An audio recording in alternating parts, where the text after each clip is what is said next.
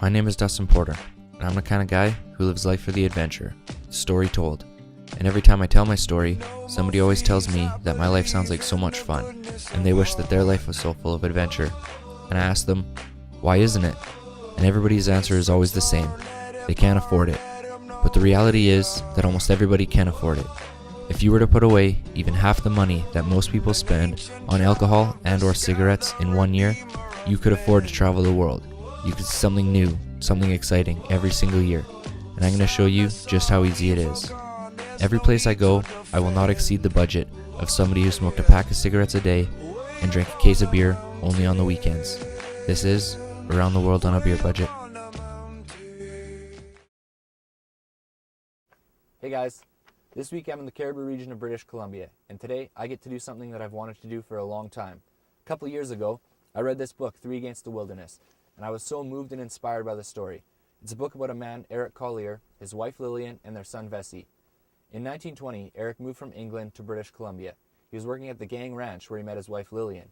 And in the early 30s, when Vesey was just 18 months old, they packed up a wagon, $33 cash, a tent, and 3 horses, and they moved into the wilderness to fulfill a promise that Lillian made to her grandmother.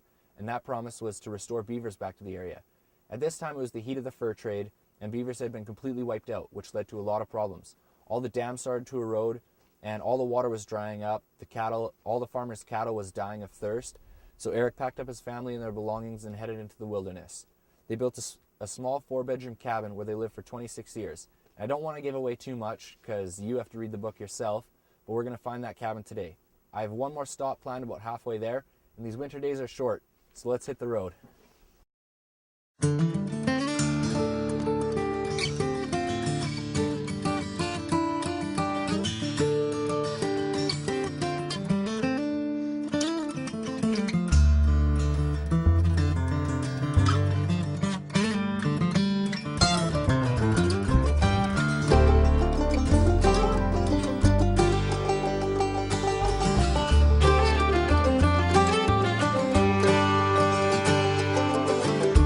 Everything that he owns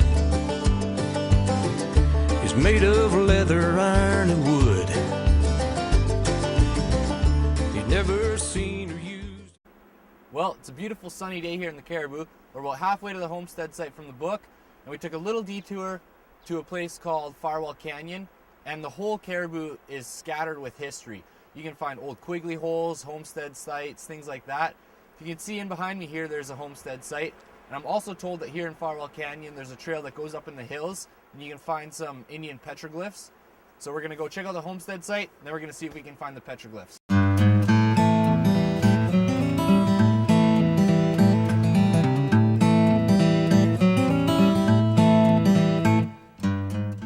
Well, I'm just getting here to the homestead site. I absolutely love finding things like this. You can kind of paint an image in your mind of exactly how things were lived back in the day, the struggles, the hardships of building your house and gathering food and everything. And as you can see, there's actually 3 houses here, which is super interesting for me because it makes me wonder if this is like a small community or just a few different families, or when the first settlers came and established here, maybe they had some kids, and when the kids grow up they build another house. But this site here actually has something really cool, which is a root cellar, and I'll show you that now. Here's the root cellar behind me.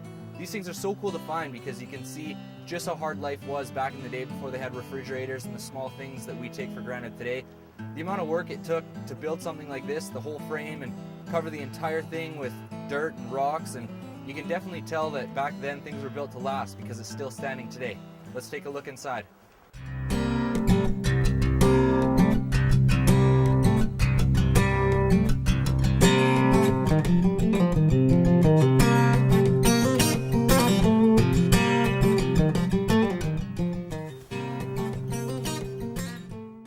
Here's one last look at the homestead site before I start my journey looking for the petroglyphs. Well, it took a little bit of driving around to find the beginning of the trail. I think this is it right here, but I'm not 100% sure. I was told that it starts just off the road, and this is really the only trail I can seem to find. There's only mountain goat tracks on it, but I'm going to take a walk up and see if I can find something.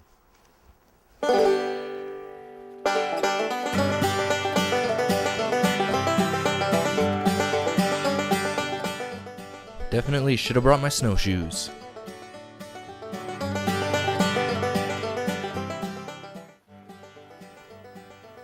Well, my intuition was right. Petroglyphs are right here. You can actually make out what they are quite a bit better than I thought you'd be able to. Let's take a look.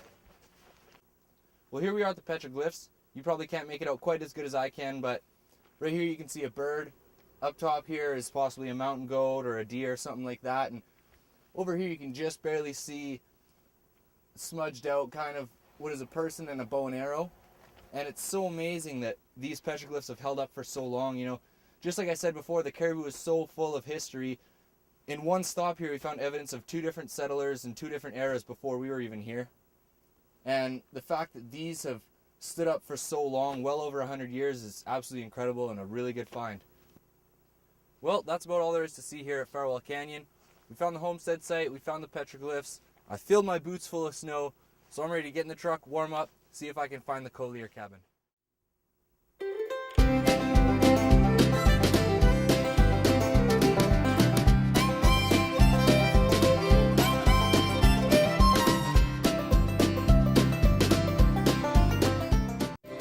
We got one last stop to pick up the snowmobile. Here's an old cabin and a cool old truck on the edge of the man's property. I'm on my last stretch of driving now, and the snow's coming down pretty hard. As soon as we started leaving Farwell Canyon, the sun went away and the snow started coming out, which is alright with me because I got my trusty old sled here. We got about 15 more kilometers on this road here, and then if my directions are right, we should have about 8 kilometers of a ride, and we'll fire up the old snowmobile and head into the cabins.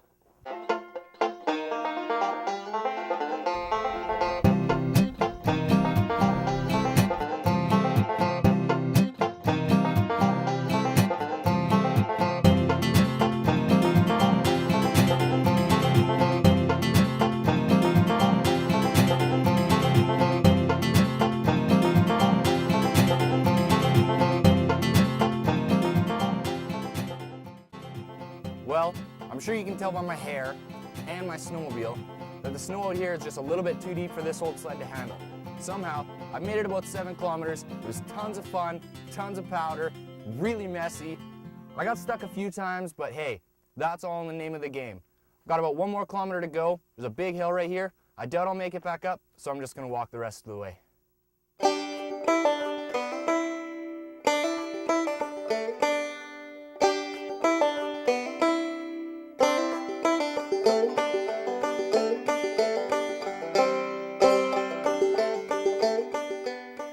Can't believe it, but I'm actually here. I'm at the Collier cabin, and let me tell you, that was way more than 1 kilometer.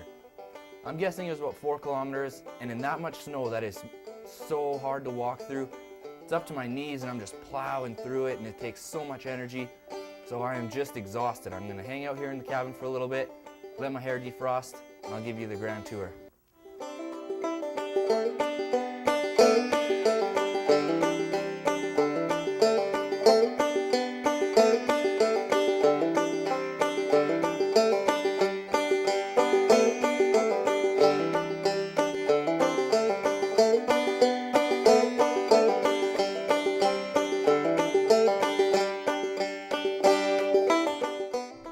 As I enter the cabin, the first room you see, I'm guessing, is the family room.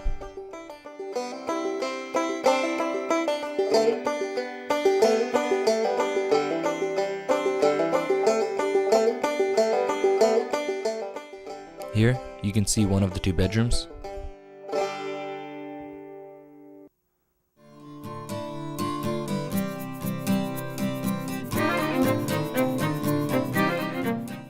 Here's the kitchen, which I was very surprised to find that at one point in time had running water. And on the back corner, the second of the 2 bedrooms.